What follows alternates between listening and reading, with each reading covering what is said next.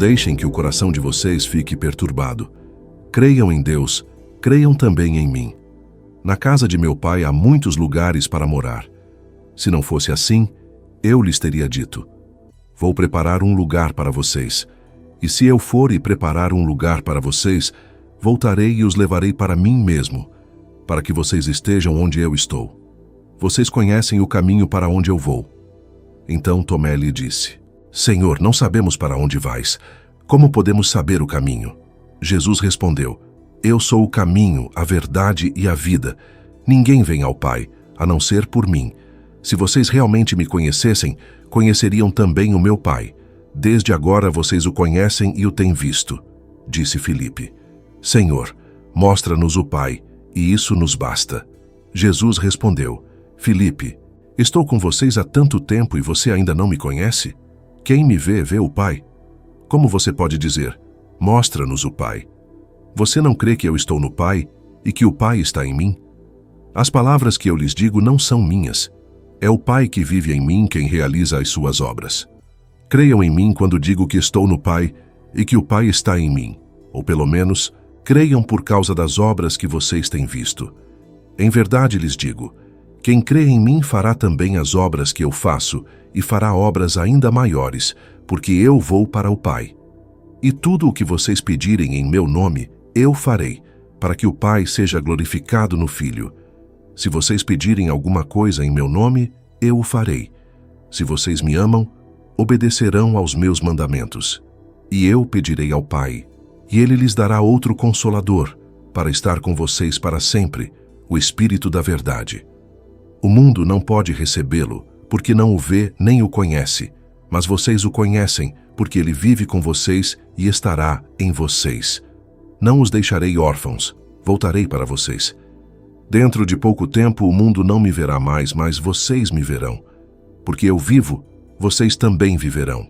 Naquele dia vocês compreenderão que eu estou em meu Pai, vocês estão em mim, e eu estou em vocês. Quem tem os meus mandamentos e os obedece, esse é o que me ama. Aquele que me ama será amado por meu Pai, e eu também o amarei, e me revelarei a ele. Então Judas, não o Iscariotes, disse: Senhor, por que o Senhor vai se revelar a nós e não ao mundo?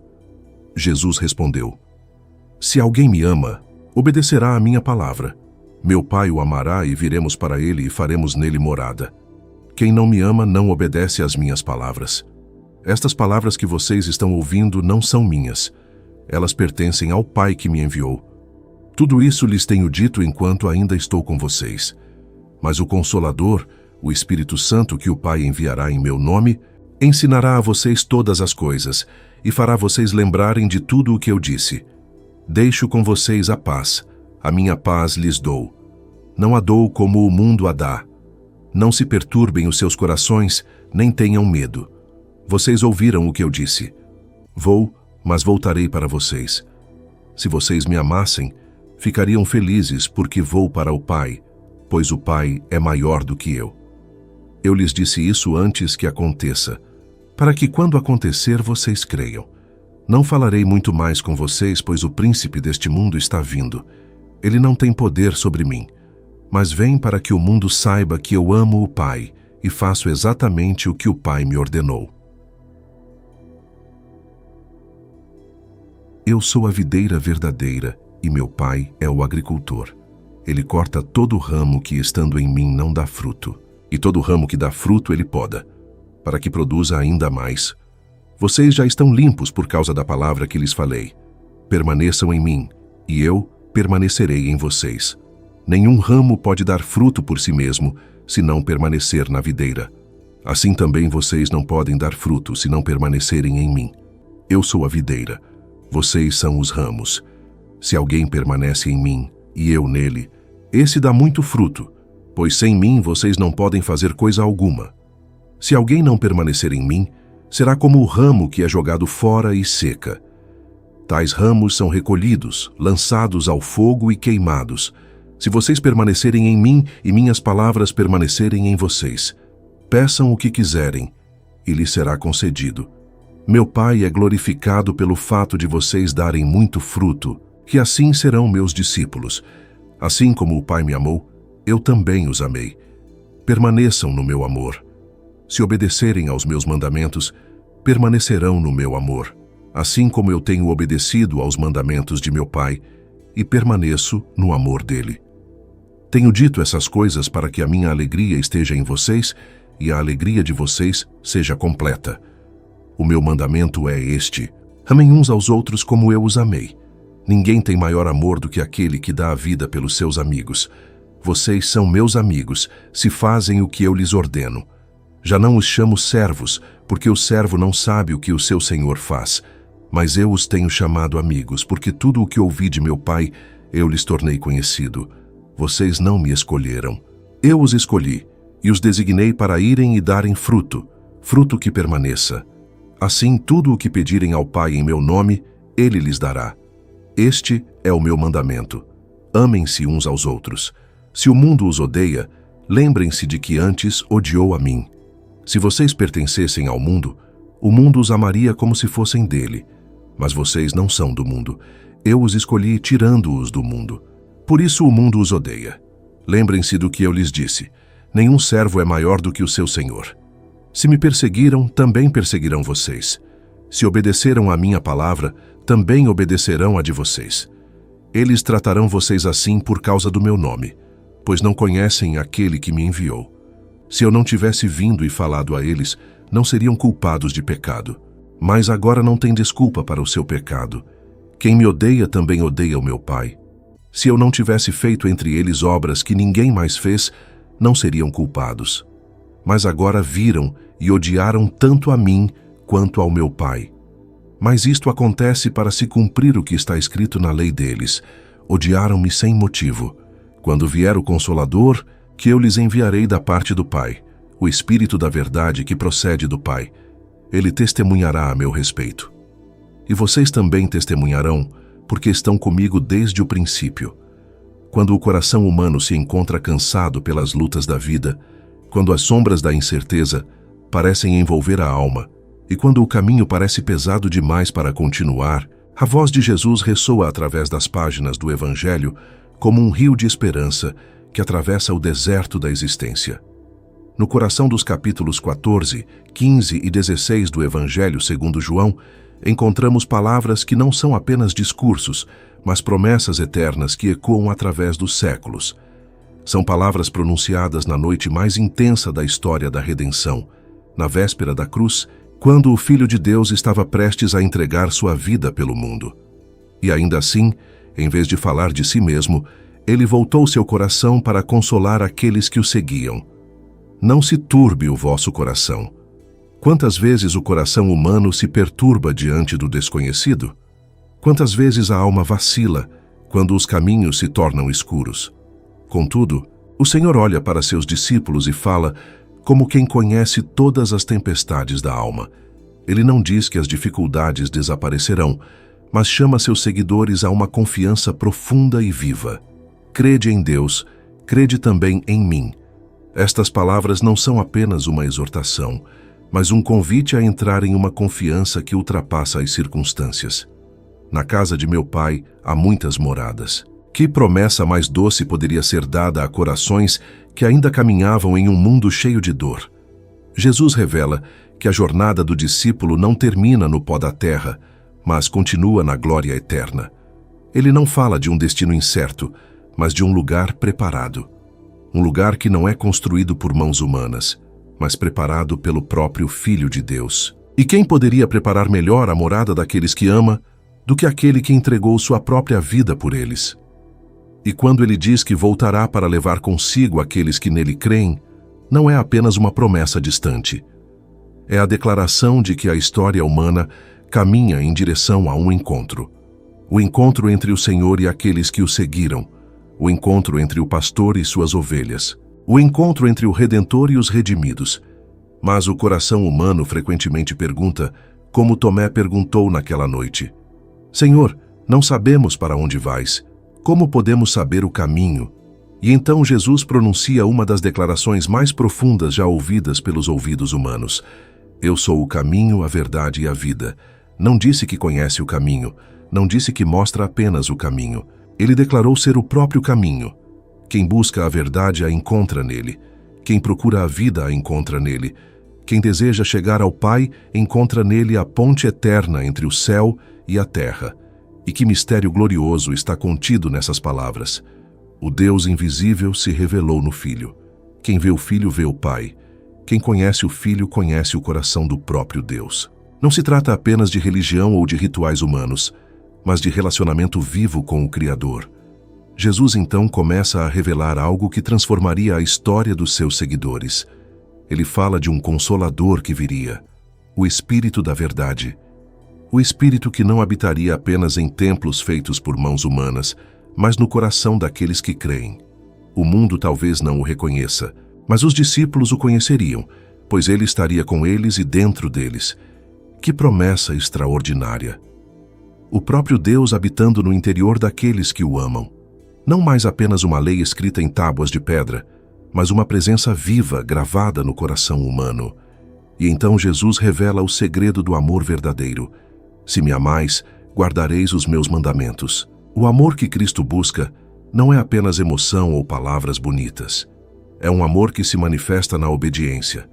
Um amor que escolhe seguir o caminho do Senhor, mesmo quando o mundo oferece caminhos mais fáceis. Quem tem os meus mandamentos e os guarda, esse é o que me ama. E aquele que me ama será amado por meu Pai.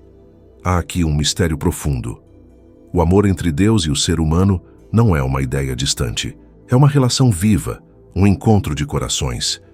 E o que dizer das palavras que seguem quando Jesus declara que não nos deixaria órfãos?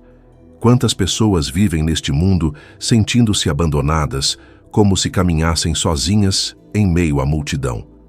Mas Cristo afirma que seus seguidores nunca estariam sozinhos. Ele viria a eles. Sua presença continuaria viva por meio do Espírito Santo. A noite avançava enquanto essas palavras eram ditas.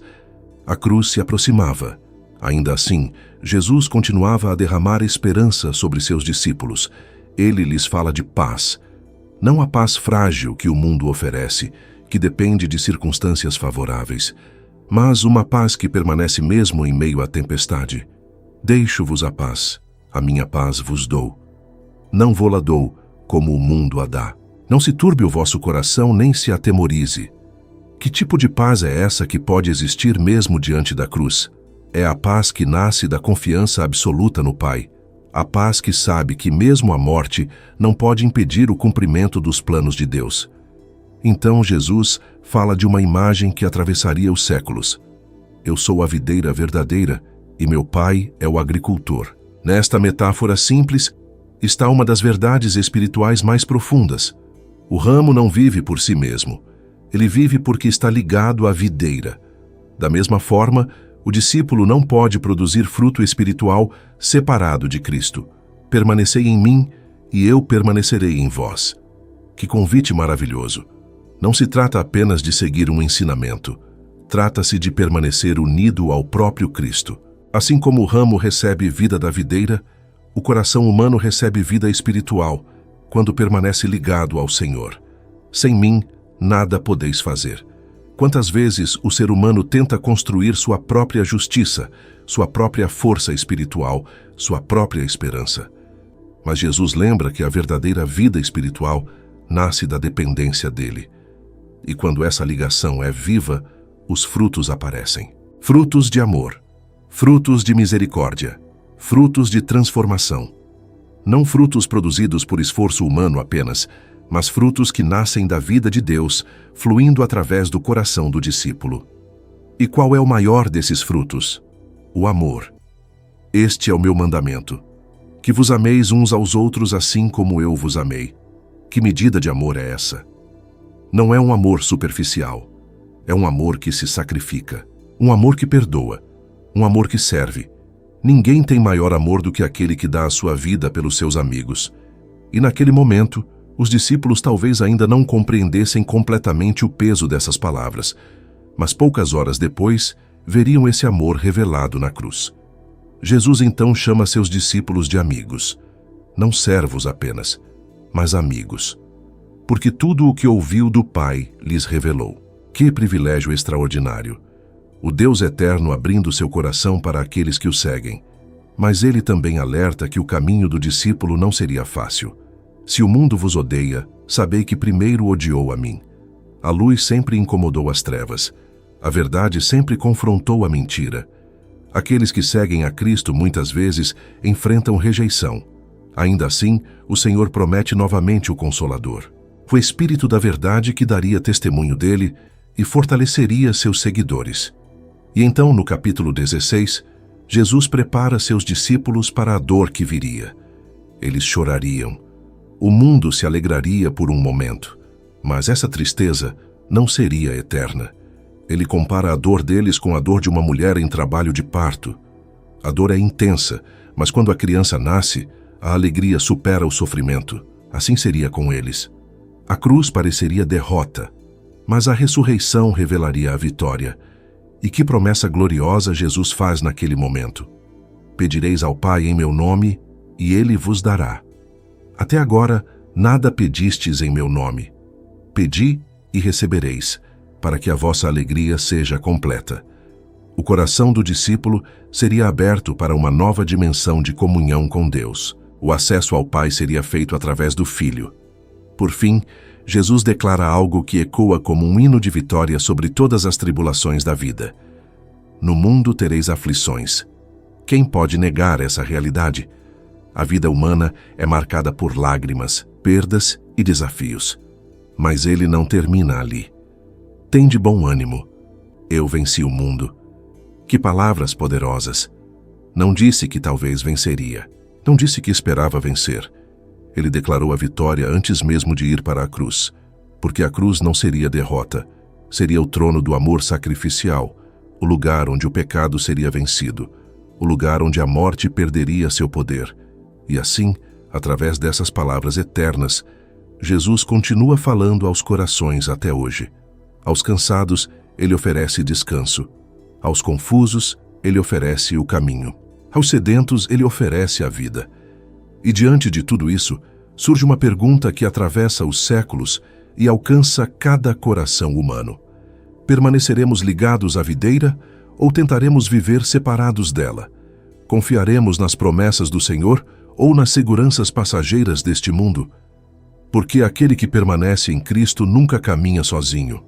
A presença do Espírito o acompanha, a paz de Deus o guarda, e a esperança da vida eterna ilumina cada passo de sua jornada. Assim como as palavras da Escritura nos lembram que devemos correr com perseverança a corrida que nos está proposta, mantendo os olhos fixos em Jesus, aquele que iniciou e aperfeiçoa a fé, suportando a cruz por causa da alegria que lhe estava proposta. E se nossos olhos permanecerem nele, mesmo quando os ventos da vida soprarem com força, mesmo quando as noites parecerem longas, a esperança não será apagada. Porque o Cristo que falou naquela noite continua vivo, e suas palavras continuam sendo vida para todos aqueles que creem.